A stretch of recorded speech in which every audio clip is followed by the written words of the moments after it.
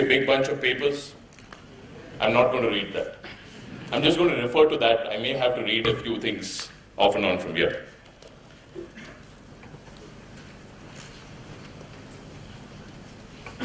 I'm so overwhelmed standing over here in front of hundreds of y'all, and what I see is hundreds of energetic young people, and there's only one nervous soul in this whole room, and that's me.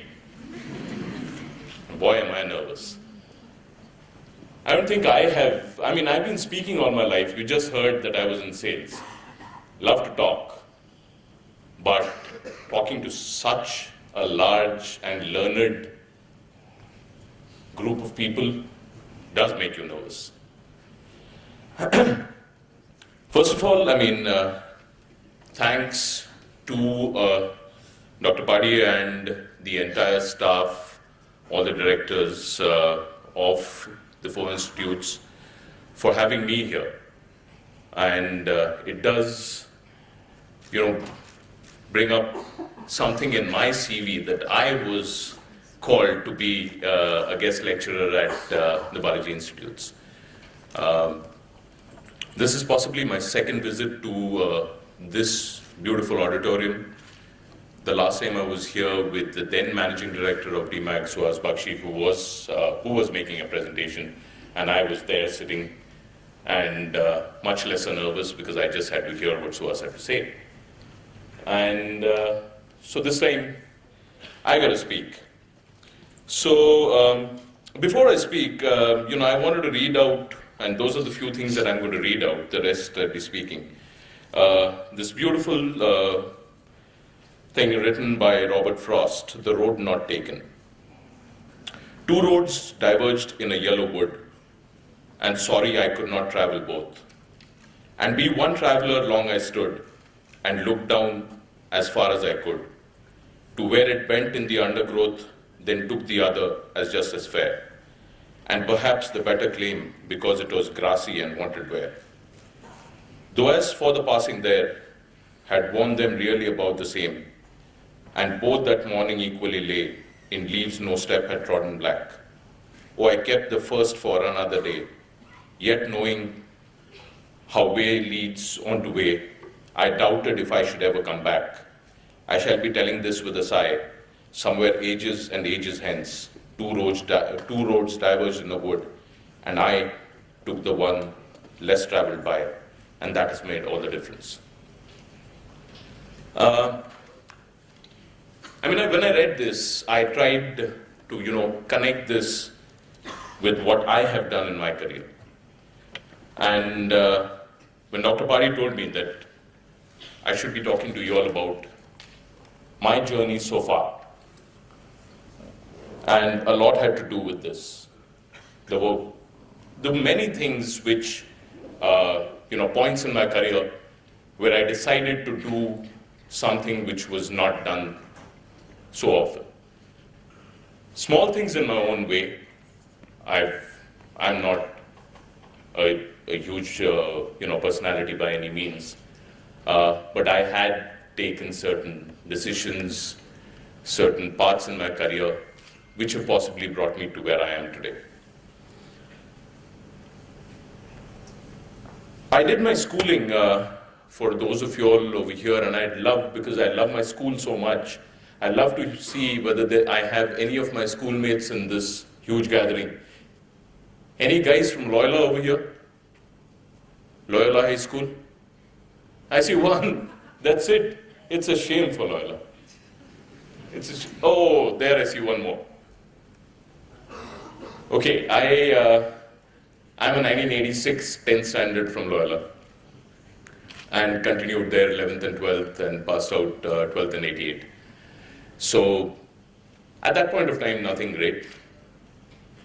We wanted, or rather our parents wanted most of us to be engineers or doctors. So that was a big thing, be an engineer or be a doctor. But I had the same. I took up mechanical engineering, somewhere I just wanted to do mechanical engineering and not any other stream of engineering.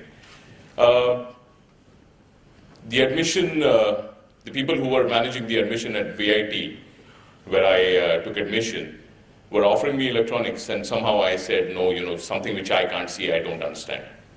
I still have to figure out, and I know we have got 50% engineers over here. Yes. I still have to figure out why electrons travel from here to here and electricity travels from there to there.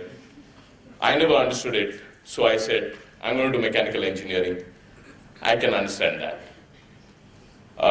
Did my mechanical engineering from VIT, and like all of you all here, wanted to do an MBA. And that's possibly going to be a question to me by many of you all. So before you ask me that question, I'm going to answer that question. No, I don't have an MBA tag. I wanted to do an MBA. It would have been a great privilege of mine had I taken up the symbiosis seat which I had got in 1993.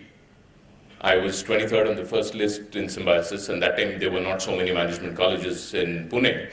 I would have been one of the students of Professor Bala maybe, but unfortunate for me, I had to take up a job. So I did take up a job. I started my career with Alfa Laval as a GAT, and of course tried to do management at the side. I did study 2 years of management. I studied my DMM, which was allowed in symbiosis at that point of time without having work experience. And then I did a DBM from IMDR later on, but not that formal MBA. But I want to take you through my first, how was it when I started in Alfa Laval as a GAT? And maybe, you know, that's going to be a question. How many of you all over here do have work experience? And how was the first year as a trainee? Tough? Hectic? Tiring? Enjoyable. And what did you enjoy doing? Well, I enjoyed most of my first year Xeroxing. Those were the days, 1993, no emails. We had a few computers, but they were more of a shock, I would say, even if I lost my job. Believe me, I could. But within that, there was a hell of a lot of learning.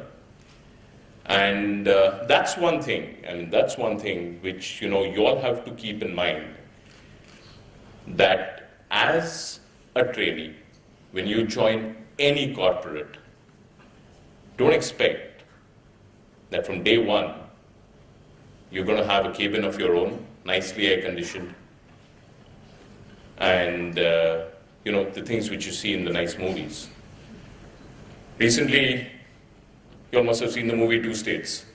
I was really wondering, man, how many management grads pass out and get into offices like the ones Arjun Kapoor did and Alia Bhatt did. Wow, that'd be a dream. But then you see such dreams and then you think, and when you get into a corporate and say, oh shit, here I got to hunt around to find a place to sit. I got to go after the IT guys to get a computer for myself, let alone a swanky laptop or things of that sort, maybe even a desktop, a used one. But that's not what your immediate dream should be. And that's what I speak. I mean, I speak a lot to the youngsters in our company, and we used to do a fair bit of campus recruitment till some time back. And I spent a lot of time with all the engineering graduates whom we took in, the management graduates whom we took in. And it's all got to be what you're learning. And that's the most important. And you know, after 2 years in Alfa Laval, why is it at that point of time that I quit Alfa Laval and went and joined Praj Industries? maybe I didn't know it so well. Today when I think back, I can put it into words, but maybe I just didn't know it that well. But I'd taken a very conscious decision, possibly gone against what my dad was telling me, because Alfa Laval was this multinational company, and Praj Industries then was a much smaller company. But the only reason why I shifted was because I had stopped learning in Alfa Laval. I had got into a role where it was becoming mundane for me. I go in the morning and, standard things to do. And as I used to joke, life at that time had become do punch ek lunch. And that's not what I wanted. To move from Alfa Laval to Praj, which was a competitor, and because I had this thing that I wanted to learn more, and I had this urge that I wanted to get into sales. You can imagine how it was to move from Alfa Laval, then the market leader, Alfa Laval, the cost leader, to move to Praj, who was selling the second best product at the highest price. But that's what taught me sales. That's what taught me sales. The very, very hard way. To go out into the market, to go and, introduce the company, which, not so many people had heard of, and then try and sell your product.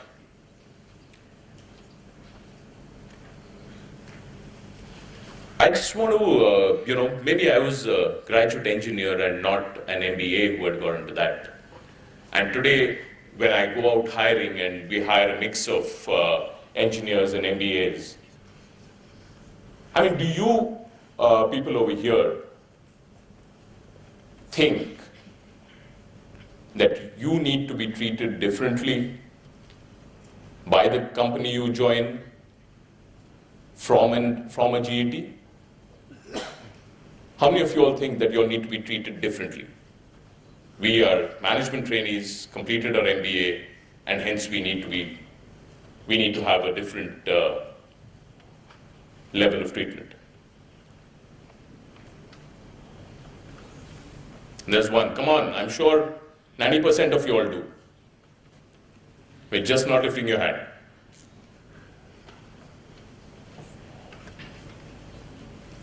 And why should they? I prefer this being interactive, okay? I don't want to keep speaking and then wait for questions at the end. Let's speak to each other. And why do you think you should be treated differently?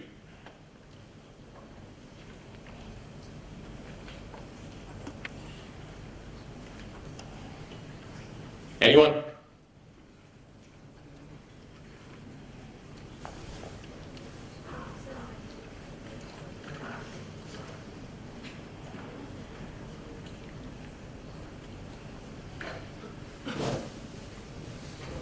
You could possibly try it. I was told the acoustics are beautiful in this place. Good evening, sir. Here. Yeah. So I'm Aprajita from Senior Batch. So I think in MBA we have studied so many theories, so many laws also. We can say we are HR students. We have studied labor law and industrial relation also. So I think we are familiar with this theoretical knowledge, and we can make our own strategy when we have learned all those theory and principle. So I think this is one of the reasons we should treat it differently. I think you possibly answered a little bit of what I was trying to get at. It's the difference that you can make. How you're going to be treated depends on what is the difference that you are bringing onto the table. Of course, in these 2 years, in the next 2 years that you're going to be going through this wonderful course, you all will be learning a lot more than you have in your graduations. A lot more than what engineers have learned in their graduation period. But nothing comes just because you have a tag.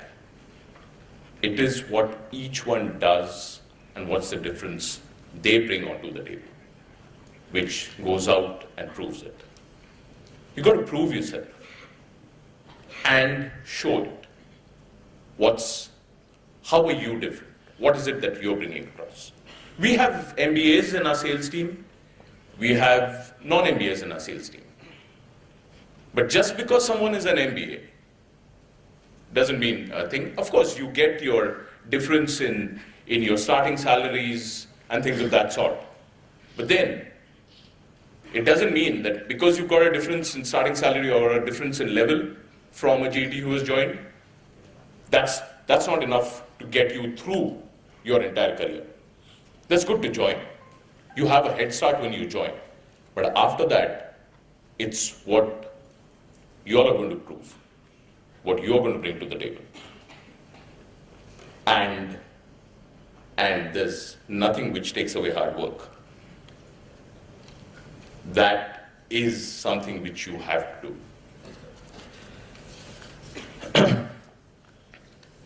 Coming back to what I was speaking about, taking different paths. I joined Demag in sales in 1999, and I was a thoroughbred sales guy, wanted to, do all my life selling. And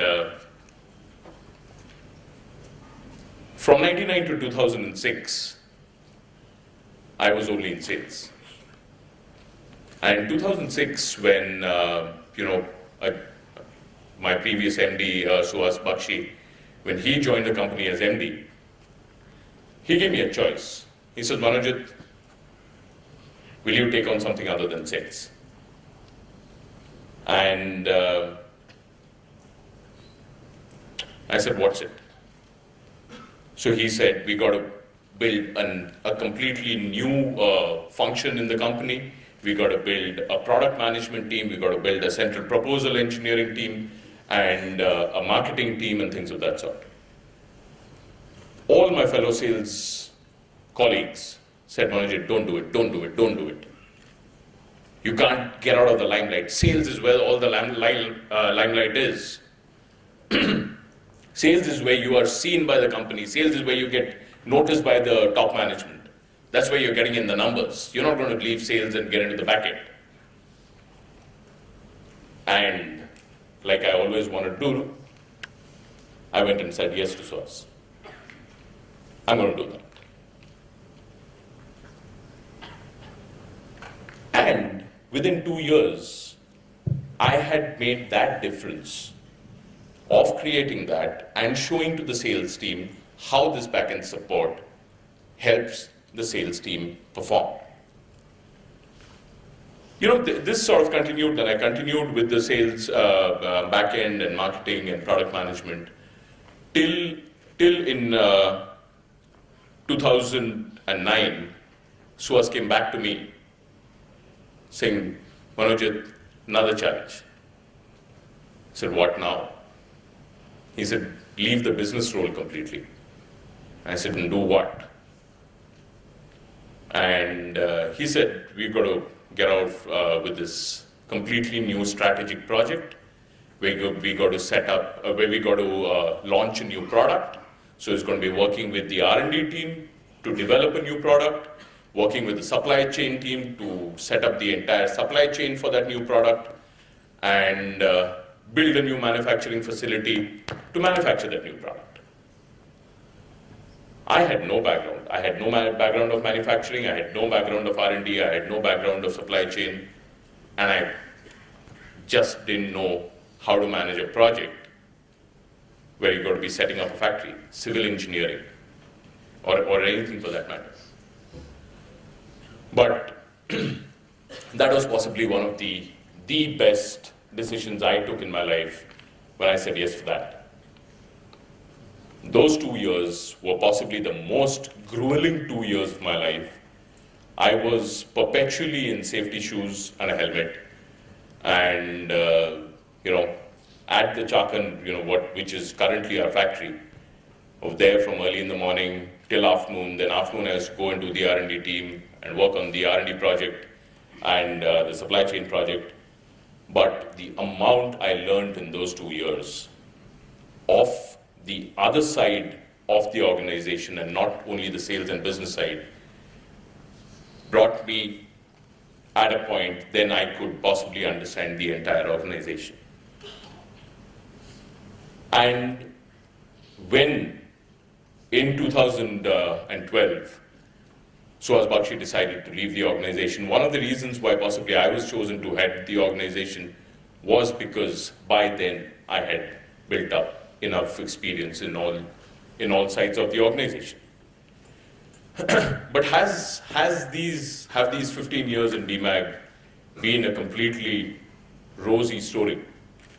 They haven't been. There have been fairly frustrating moments at times, very grueling things at times, but it's the basic thing of what your attitude is. If your attitude is about what I get out of it only and not what I am giving to the organization, you're going to be more frustrated than you will be happy in an organization.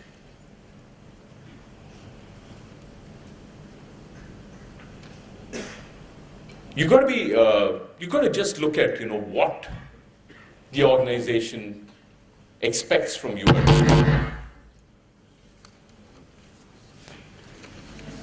Not me. What the organization expects from you at that point of time.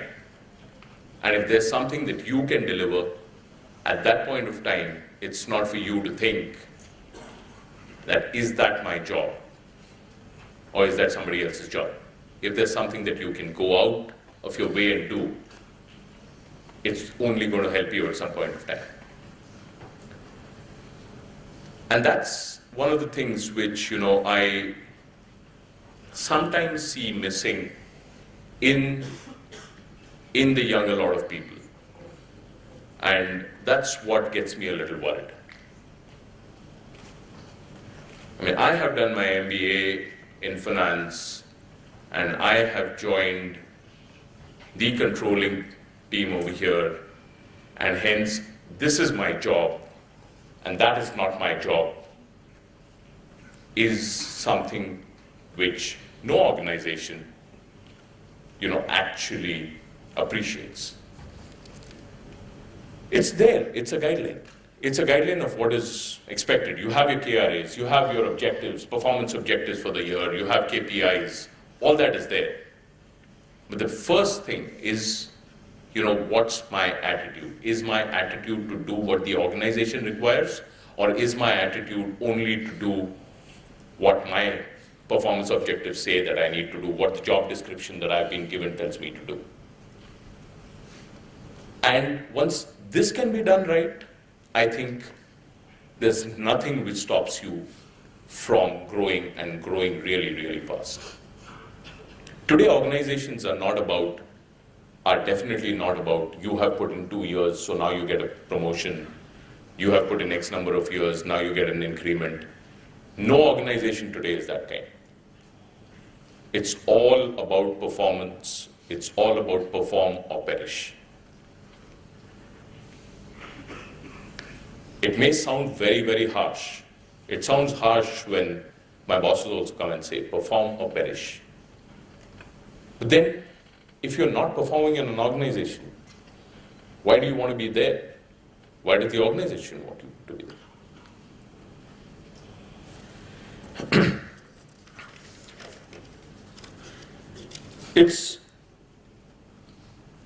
It's about how much fun you have in taking up a new challenge. I used to have this very enthusiastic young trainee engineer with me when I was doing this project. And he, as a trainee engineer, was reporting into me directly. And when we were on the project, and the project always has lean times and then some very tough times. So this guy used to come to me every time it was lean, saying, boss, मजा नहीं आ रहा है. Sir क्या हो गया रोहन? बस काम ही नहीं है. 4 घंटे में काम खत्म हो जाता है. said, boss, either you load me up completely and keep me busy for 12 hours. And he was supposed to be working for 8.5 hours or 9 hours. He says, you load me for 12 hours, or this job is no fun, then you get me onto something else. That guy was one brilliant guy. We completed the project, he moved into manufacturing, he then moved into planning, did brilliantly well. And when he came to me saying that he had another job in hand and wanted to move on, and I asked him that, why are you moving? I mean, why don't you like Demag any longer? Why are you moving? He said, same thing, boss. There's no challenge left in my job any longer. I think I'm doing something monotonous. So I said, okay, fine, I'll move you to something else. He said, boss, let me go. Let me go and see how life is beyond Demag. And if I get bored there, believe me, I'll come back. And I've been just waiting for an opportunity to get that guy back. And the way he's grown in responsibility is what matters to him. And things like compensation and designation come automatically. Talking of designation, how many of you, have you all already decided in who's doing finance, who's doing marketing and things? Okay. So how many of you are doing finance over here? How many of you all want to join investment banking?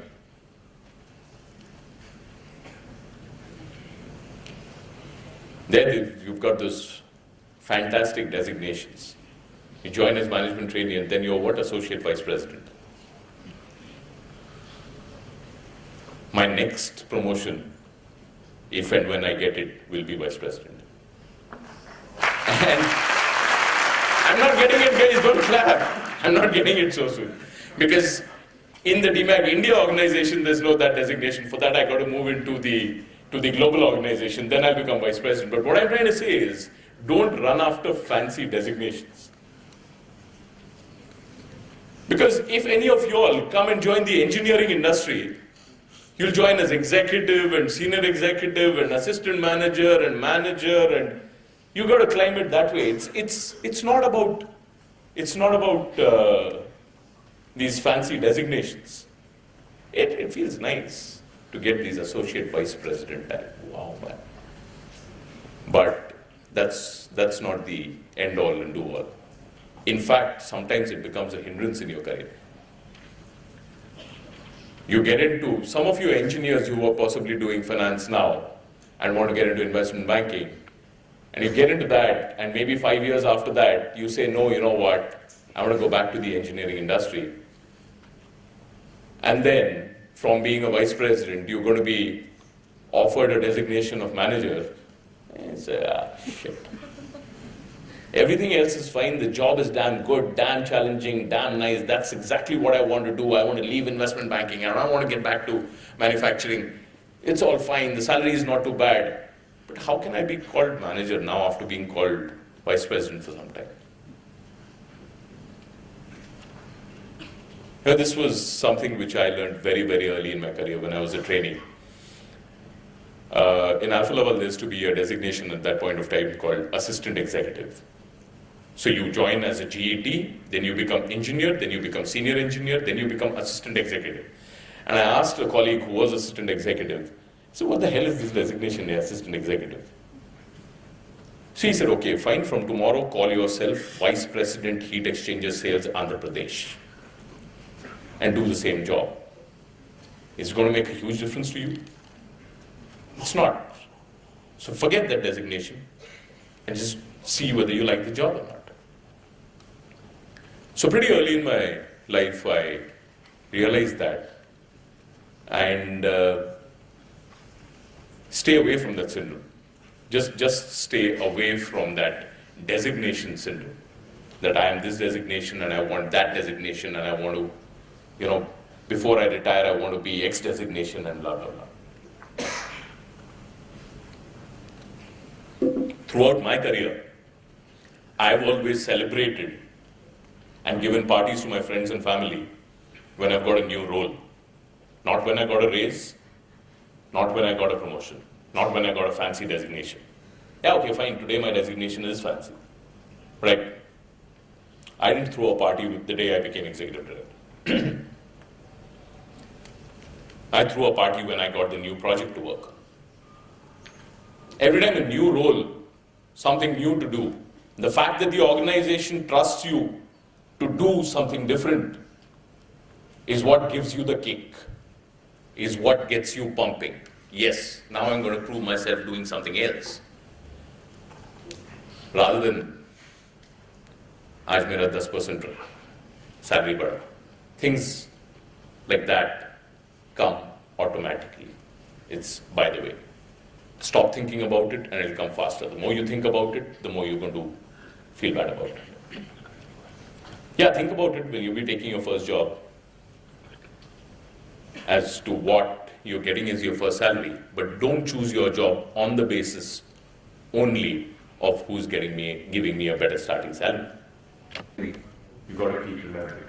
No matter how successful you are, keep your feet firmly on the ground.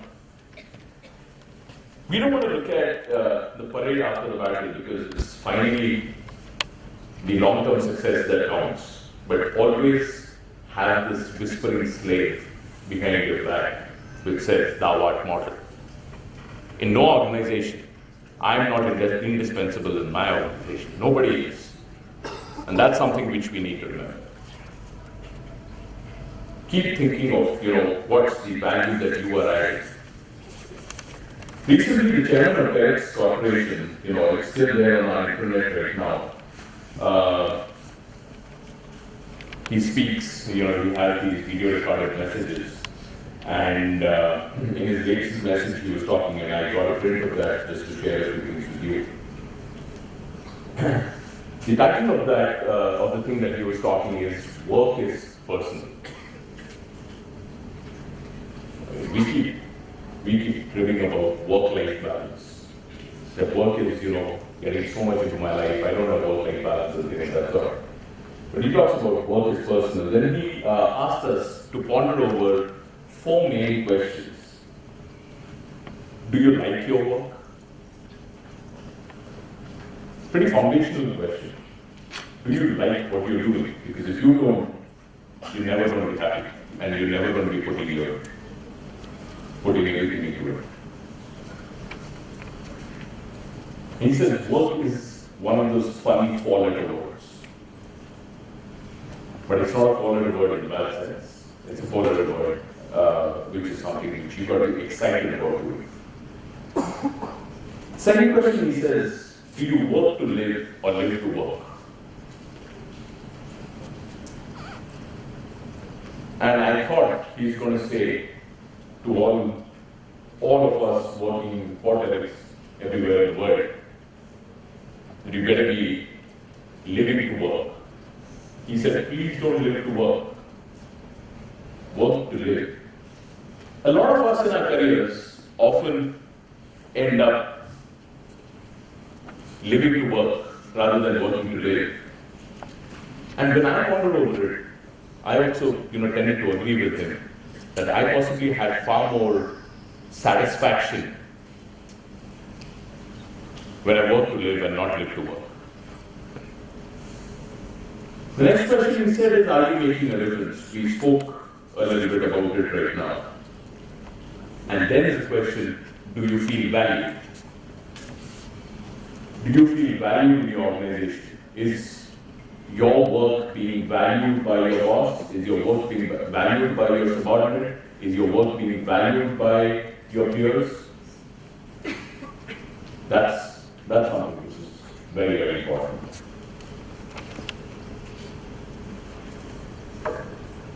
And I don't know whether any of you have heard this thing about work-life balance. The CEO of Coca-Cola, Brian Dyson, said, imagine life as a game in which you are juggling some 5 balls in the air. You name them work, family, health, friends, and spirit, and you keep all of this in the air. You will soon understand that work is a rubber ball. If you drop it, it bounces back. But all the rest are glass balls. If you drop one of these, they're definitely going to be damaged. So yeah, while work is everything, and we've been talking mainly about our work life over here. Don't.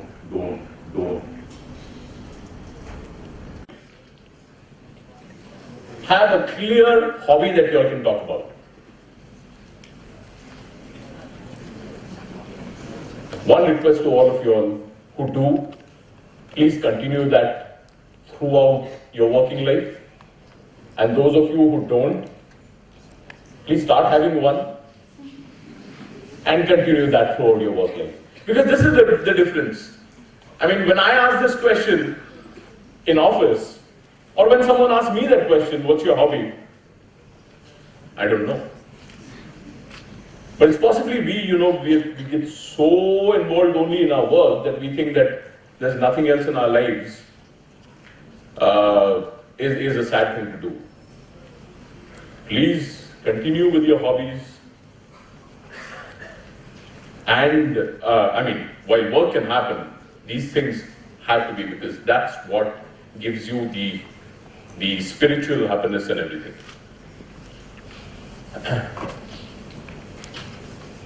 So, I mean, I keep talking about this. Work hard, study hard.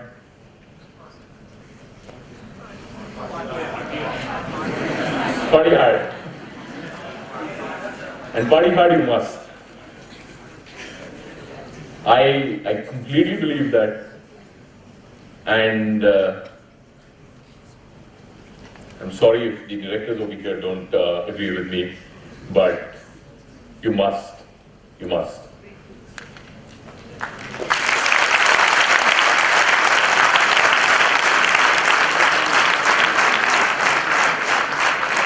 This is the loudest of God when I said about partying hard. No one clapped when I said about working hard. But those of you who play, I mean, I'm sure there will be quite a few of you all who are involved in some sport, something. But please, I mean, that's another thing which you tend to forget once you get into a working life. And so, I mean, the biggest mantras: work hard, play hard, party hard, and have the whole thing is fun. I mean, when we go out on conferences, and recently I was with the sales and service team at our conference in Uti. And sales and service team, they are supposed to be the real bubbly team who is filled with energy. We were traveling by bus, all of us, even I was in that bus, and from Bangalore to Uti. I saw these guys. We got into the bus at about 11 at night. They started watching some movie, and half of them were sleeping. And I said, guys, you don't do halla in a bus, is it? I mean, what's the fun? I got back, and I started, start singing some songs, start teasing somebody, start ragging somebody. I mean, ragging not in the, I shouldn't be talking the word. That's a really,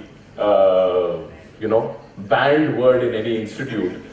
But, some very simple things. Like, it's fun sometimes when you just get and tell one of the guys, stand up and say the national anthem, and the guys who can't. And, stuff of that sort. But if you are having fun, even in your jobs, amongst your colleagues, work becomes fun. Mrs. Leena Poonawala, who I think has been to this institute before, and she was the managing director of Alfa Laval when I joined there as a trainee engineer in '93. She had once said that I've never worked a day in my life because, I've been having fun all through my life.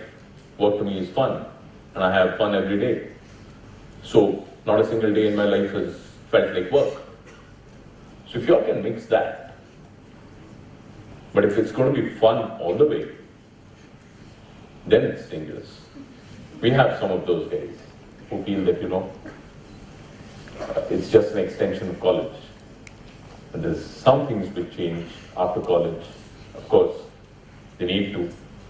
But then it shouldn't change it to such an extent that you forgot having fun. We can have fun, and I love that. I love that atmosphere in the company when guys are, lively, talking to each other, cracking jokes, singing a song maybe while they're at work. And rather than those guys who would have their heads stuck into the computer and just staring at that and I don't know doing what. So that's what. There's a hell of a lot over here which is more, which is written. And I think I want to stop doing that, and I want to hear more, hear a little bit from you all.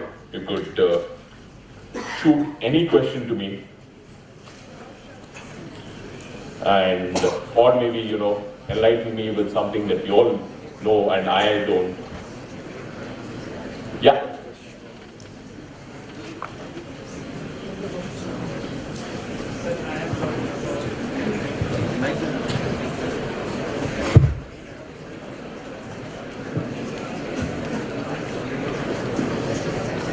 Good evening, sir. Thank you for being here. Sir, I have a question for myself. So, one person has some good knowledge for finance, and everything is doing in finance. Okay, and why company not selected for this person? Because the reason is he is a second division intermediate. And he is a second division is an intermediate. Okay, and our other thing is graduation also. And he selected the other person who got intermediate as first division, and everything is a first division. Okay, and he is not better than this person. Okay, now what is the reason? What is the reason basic to all of us? Please give me a specific reason. And second thing is, what will he do and where he will go?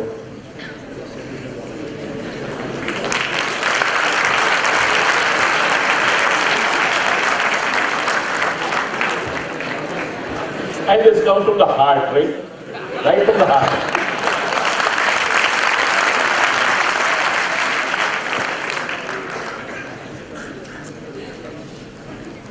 Like I said sometime back,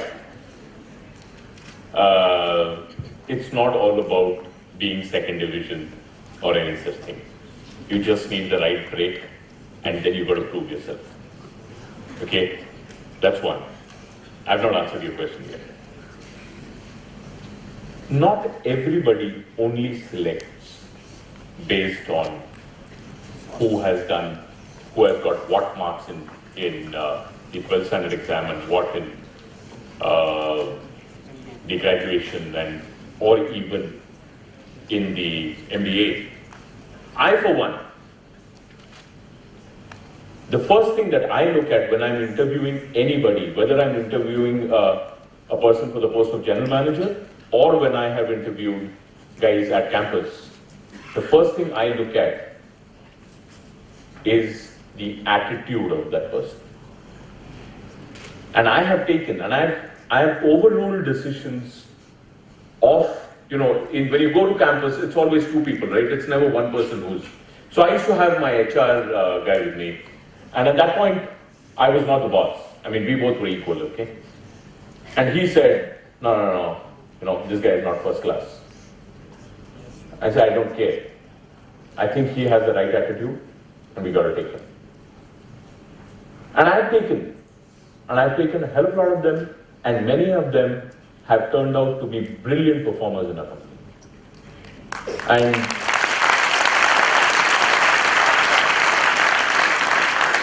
that's not a license not to do well. That's not a license not to do well.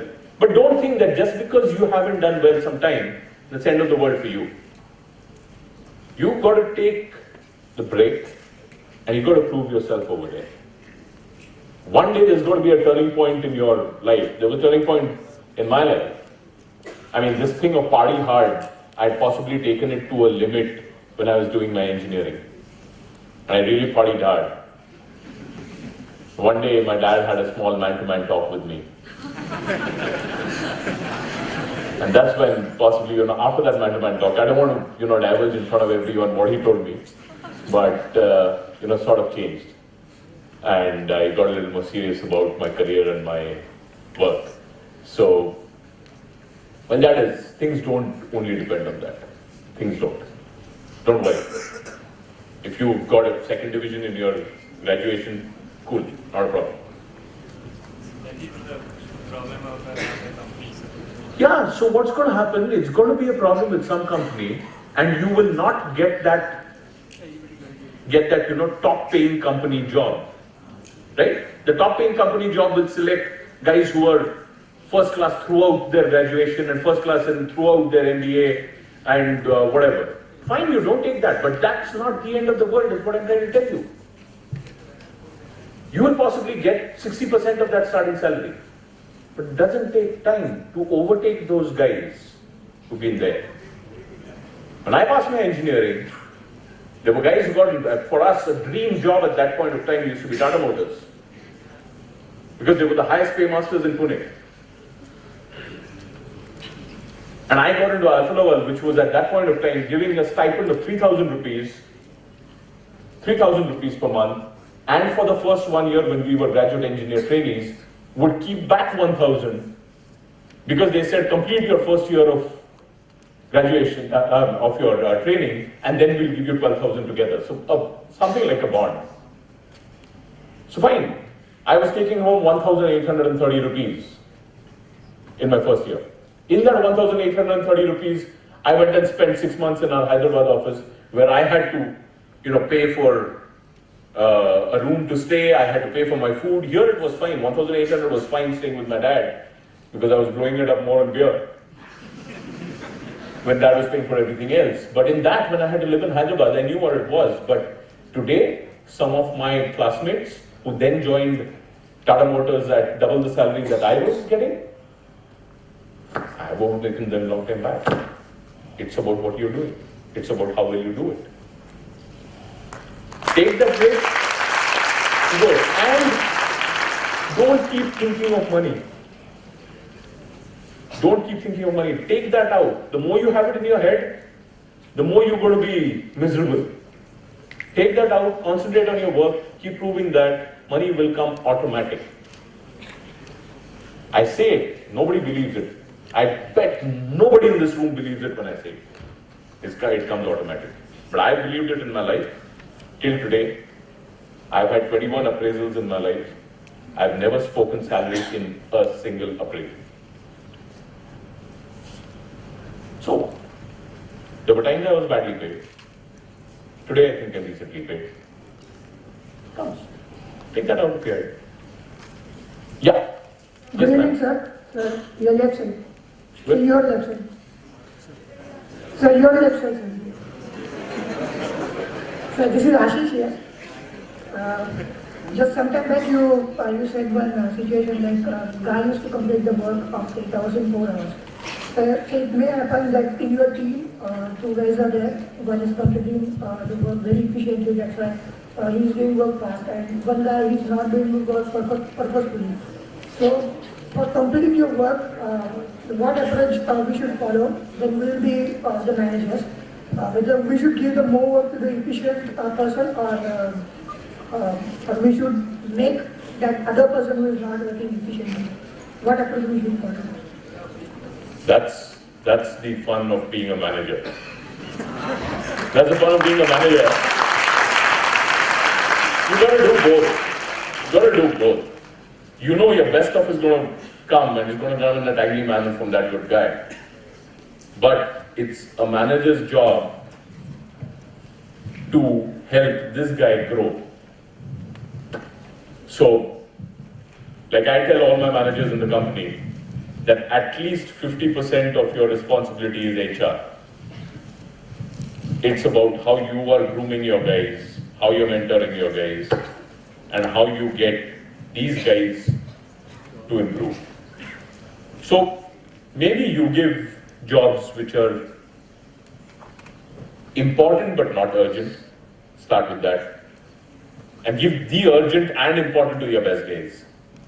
And then important, not urgent, to some guys urgent, not important, some other guys, and keep getting it out, helping them. But you've got to be spending much more of your time with those guys who are not so good, because you always are attracted in spending more time with the guys who are the best. But the other guys who don't need you as much, the guys who need you are the ones who are not that good. You've got to be very conscious about that. So speaking of mentoring, so you said that one is supposed to, live to work, but not. I hope I'm getting it. Live to work, not work to live. Okay, so I've had a work experience in a bank for like 18 months, and my boss, he always used to say something like, every employee in here is working. So what will be appreciated will be the overwork. That is, if you're going beyond the call of duty. That is what will gain you appreciation, or else, you're on the same path with everybody else. I agree. I don't disagree with what he said, but going beyond the call of duty doesn't mean spending, till midnight in office. And especially being a lady, I want to tell you that I have this firm belief, and I said it in the last town hall in the company, that ladies can pack in much more work in their 9 hours than guys can. And because a lot of my managers in the company come and tell me, I don't want a lady in my team because she's not going to stretch, she's not going to work late, she's going to not come on weekends and things of that sort. I said, but she'll end up delivering much more in those 9 hours than other guys will. So it's not about, yes, even I spoke about going beyond what is only, that stuff which is assigned to you. And that gets appreciated. But that doesn't mean, you spend all your time over there. You got to stop thinking of, this is not my job. That's what the thing is. Go beyond and do some more. So you also mentioned, if I'm not wrong, you said your initial, that is when you started working. You were like in the sales profile for almost 6 years, right? More than that. Okay, Yeah. 6 or 7 years. So working in the same profile for almost 6 or 7 years, did it get monotonous for you? I mean, did you witness any growth in terms of learning or, I completely agree with you. Completely agree with you that if you're doing the same job, for a very long time, it gets monotonous and then you need to move. Fortunately for me, every time I reached that stage, I got something else. Let's say, when I started in sales in Raj, I started from Pune office in the western region. I did about a year and a half of that. I was moved from here to Indore, where I was at 25 years of age, the resident manager over there, running an office independently. When, Madhya Pradesh as a territory started getting boring, I was moved to Baroda. When I came back and joined over here, I had these changes from Pune to Mumbai, handling different customers, different segments, then moving on to project sales. So even though I was doing sales, I was doing a lot of different things over there. So either different territories or different product lines or different segments. It does. And that's one thing which, you should, yes, to me, I completely believe that doing the same job, you make me do that for 4 years and I'm going to get bored. And that's what I told my boss in the last appraisal. It's been 1.5 years in my present role. So he said, what does that mean? I said, boss, I need challenges. If it's going to be that, I'm going to be running something status quo, doesn't excite me. You got to be what is the current trend? Like, are people still made to, stay in the same work profile for more than 5 years or something? So, hello sir, I'm Bhagyashree Kanere. First of all, a very big thank you to you for all your words you just shared with us. This will definitely gonna help us a lot. So my question to you is, it is imperative for an organization to dynamically refine their strategies, to reinvent themselves to stay ahead. So what is your take on this? I mean, it's golden words. These are golden words. I mean, absolutely. I mean, you've got to keep looking at your strategy. It's not that, a company says, this is the strategy of Demag.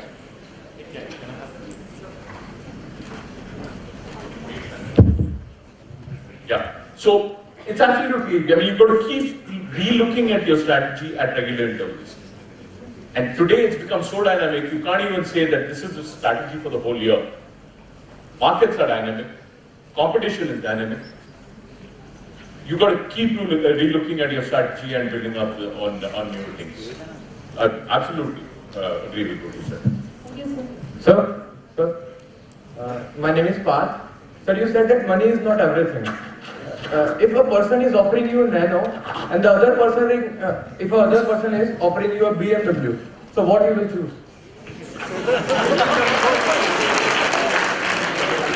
Why should anyone offer me anything? It's about what I can buy. No, sir, it's about money. I don't want a nano or a BMW for anyone. If I can afford a nano, that's what I deserve. I will buy a nano. But BMW is also coming with a worth, no? So money is what you said. That money it doesn't value. So there is worth. Money has a hell of a lot of value. But money has a hell of a lot of value. But I'm saying, don't run after it like that's the only thing in the world. But if you want anything, sir, I can have it. Money means a lot, man. Money means a lot. Yes, it does. Yes, it does. And maybe the reason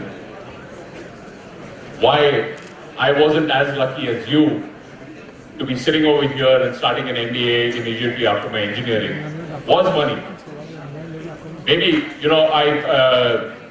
I couldn't, or my family couldn't afford it at that point of time, and that's why I took up the job. It is important. But then if I would have thought that's the end of the world for me, I could do this and solve. It wouldn't have brought me anywhere. Cool.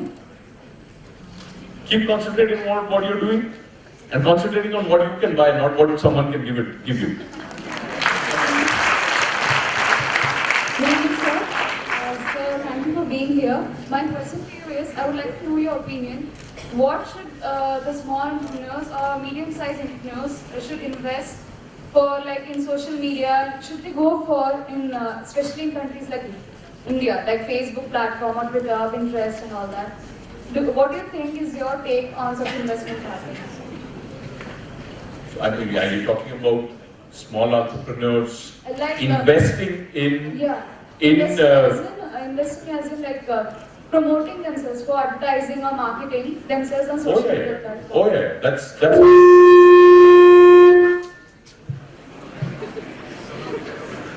that's pretty much the order of the day now. So promoting yourself on Facebook, on LinkedIn, on Twitter, things of that sort is very much the order of the day, and is very popular, gaining popularity. We ourselves, Demag, we have a LinkedIn page, we have a Facebook account, and we keep it's even I look at it every now and then to see what is being uploaded. So even the same is for publishing, like especially the hardbound publishing, not the soft ones like ebooks.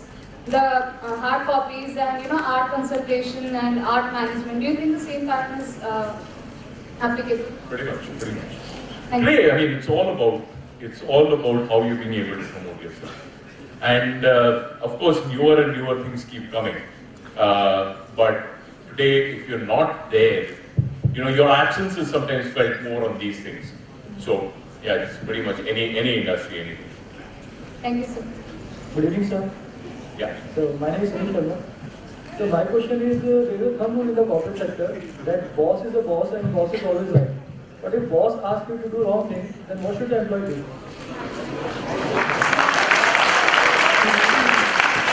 Rule number 1, the boss is always right. Rule number 2, if the boss is wrong, defer rule number 1. That's right, sir.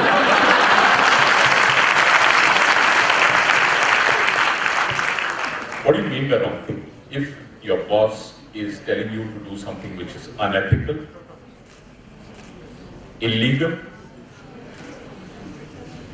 please immediately escalate to his boss or to HR or whoever is the right authority in the organization, or simply don't do it. Unethical, illegal. Sir, in the whole system, will follow the whole system is following the same thing then? Time for you to leave that organization. Hello, sir. Sir, I've heard that many organizations prefer CA or ICWF for finance. To what extent this is the truth? There are different roles, ma'am. There are different roles. There could be roles for which a CA ICWF is required. There could be roles where an MBA finance is required. Let's say when we have, finance and accounting is more of CAs, but when it comes to controlling and which controlling, of course, part of that is also cost accounting. That's where you have the ICWS and the MBAs. There are different roles. Finance is not one block identity. So, and then who becomes a CFO? If that is a question, well, that's where performance counts. One of our best guys in our company in finance is an MBA finance. He's not a CA, he's not an ICW. He's one of the leaders. Thank you, sir. So, my question to you is, actually in movies it's shown that investment bankers, they have a really fancy job. I mean, they are very well dressed, they come in Audis, BMWs. But actually I just want to know what is there exactly in investment banking. Because it's not an easy task, as it is shown.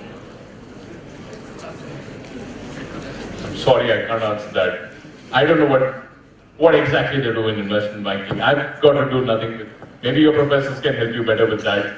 And I'm sure they do lots more than driving swanky Audis and BMWs. But what exactly completely? I don't want to So I'll wait for the hazard too next much guest guesses on lecture that. then. Sorry. So I'll wait for the next guest lecture then. Yeah, possibly your next guest lecture will be able to tell you more than that. Good evening, sir. I'm one of those Mazdoor kind of mechanical engineering industry kind, not the swanky BMW.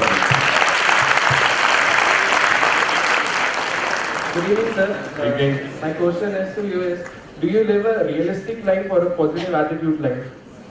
Is there a difference between the two? Yes, sir. There is. Okay. A realistic life can make you fearful. Like, if you're living a realistic life, you know all the reality and all your weakness, and that can make you fearful. Like, I cannot do this, I cannot do that. But if you have a positive attitude, you can obviously think of something else and think of your. I mean, I've never thought of it that way, but I think I live a mix of both. I mean, I'm glued on to reality. I know my strengths and weaknesses, but I don't say something is impossible so easily. It's not that I can't do something. I mean, I have possibly done things which, people of only my education background have not done. So it's not impossible, but I know my strengths and weaknesses. I won't go to do investment banking. I know. Even if someone gives me a job, I'm going to be a failure. But yeah, you've got to be always live a life of mix of both. You've got to be glued to reality and be positive. So, what was your weirdest moment during your sales? Sorry, what was my Weirdest moment? weirdest moment? During your sales experience. Okay, I don't know whether it was weird, but for those of you all who want to ever have a career in sales and marketing, there was one thing which I had learned in my career, which really shaped up me as a salesperson, was,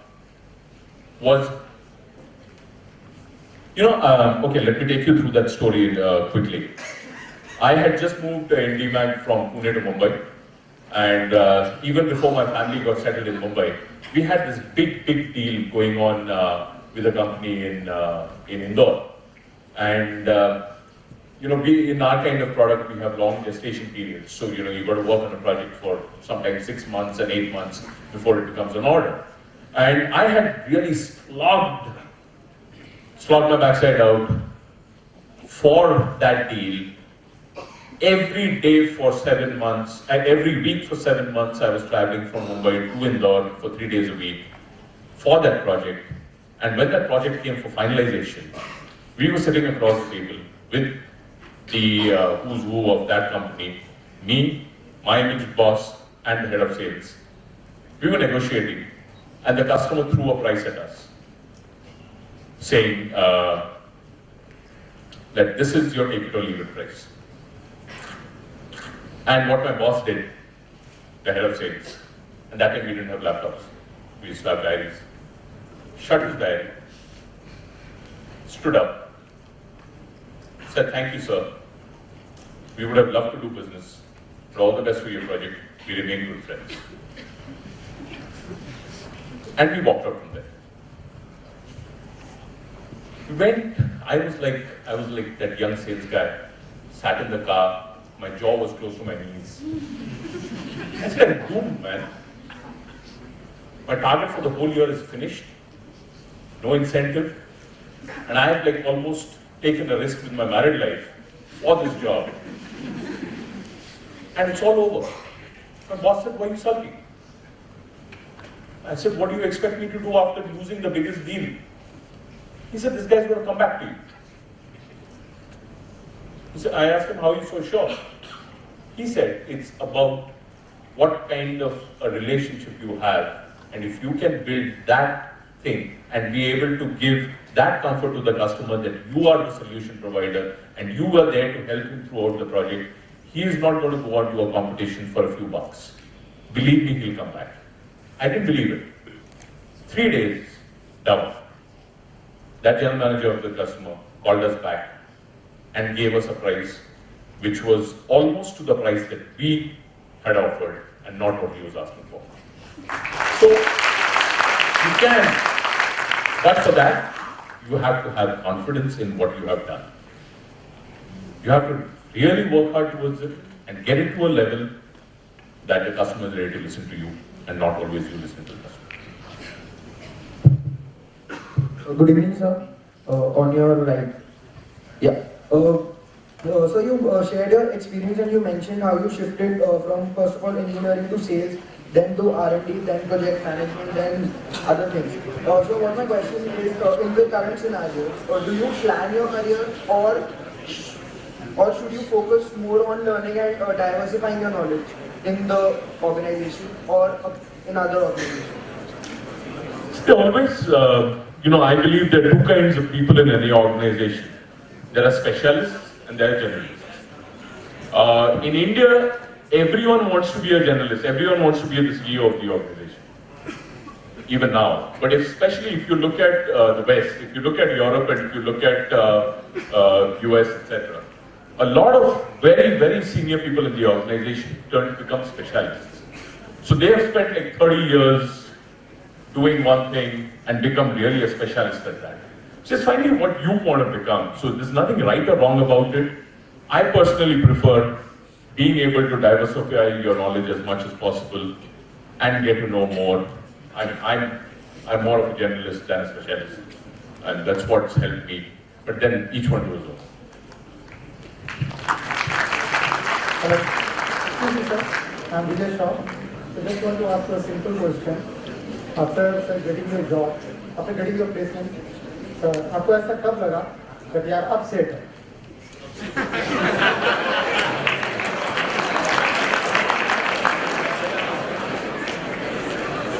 यार अभी भी set नहीं। जिस दिन मुझे लग गया ना कि भाई अब सेट है, Professor Padia told me to speak about my ups and downs. जिस दिन मुझे लग गया अब सेट है, उस दिन से डाउन ही डाउन। बहुत मत लगने देना, सेट कुछ नहीं है। आज के तारीख में नौकरी सेट नहीं होता है। I told you, perform or perish. It's no matter which level you are and where. If you don't perform, you're not there. The moment you become complacent, upset है। पर जिस दिन मेरी current wife, then girlfriend ने मुझे हाँ कहा था, उस दिन लगा था, अब सेट है।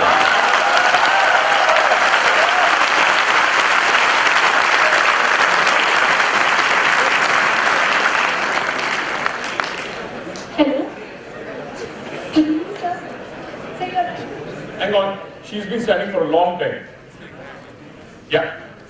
Sir, Actually, I just wanted to ask, like, I've heard that if you go for a branded company, then you will not be getting a good salary. Right, so what would be much better, going for a branded company or going for a good salary? Can we stick to both?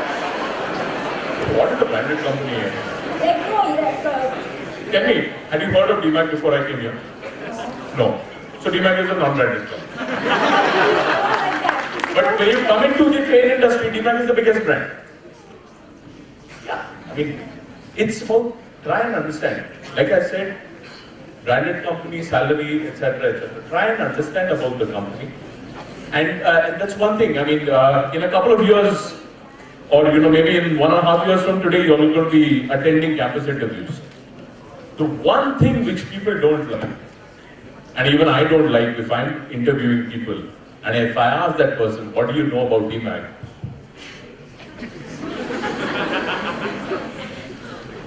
Please, today everything is available on your fingertips, on your phone. You can Google anything. Please, when you go in for an interview in an organization, study about it. Study about what that organization is, what does it do. Today you can find out everything. yeah, but that would be on the placement time, right? But now, like obviously when you go for placement, to be very frank, everyone needs money right, today. Yeah.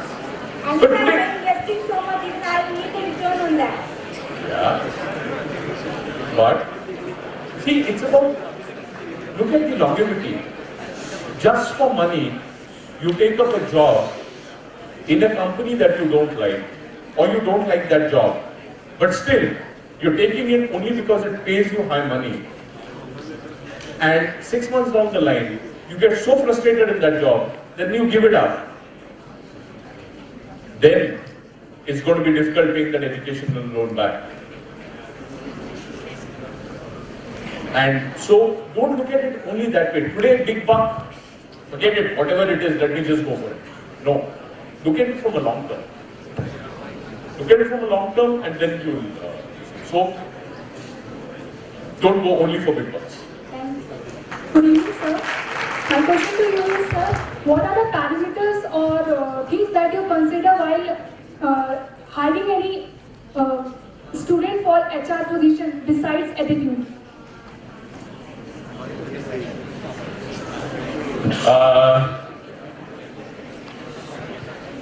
Functional knowledge. Functional knowledge, which not only means how high marks you've got.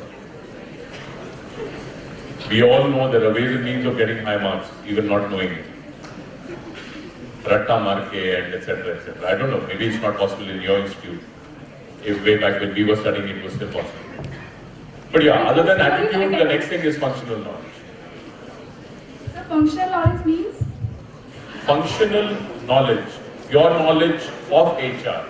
If you are looking at HR or industrial relations or labor laws, if you are looking for a job in IR, you better be knowing labor laws. So means basic knowledge should be clear.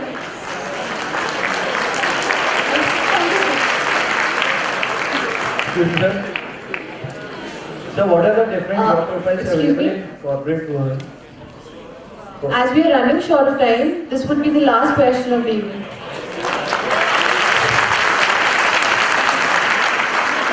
What are the different job profiles available in corporate world for PGDM finance students?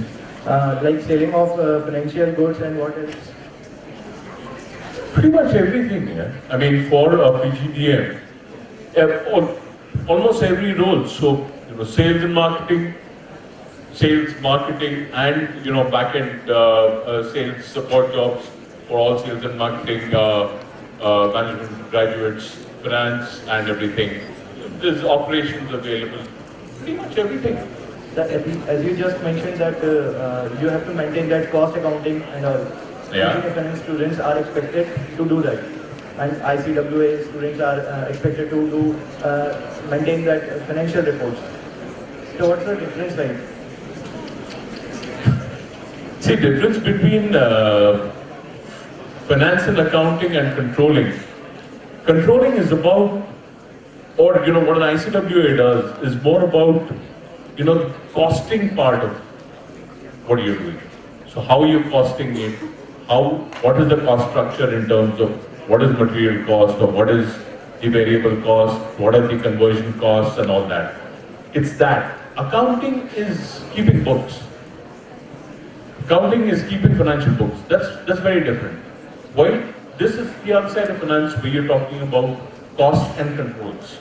Controlling, MIS, reporting, preparing the P&L, balance sheets, etc. Right?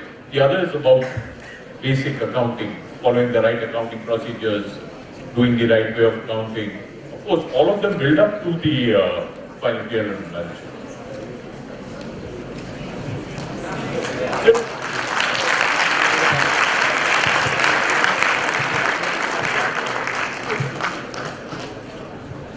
Okay,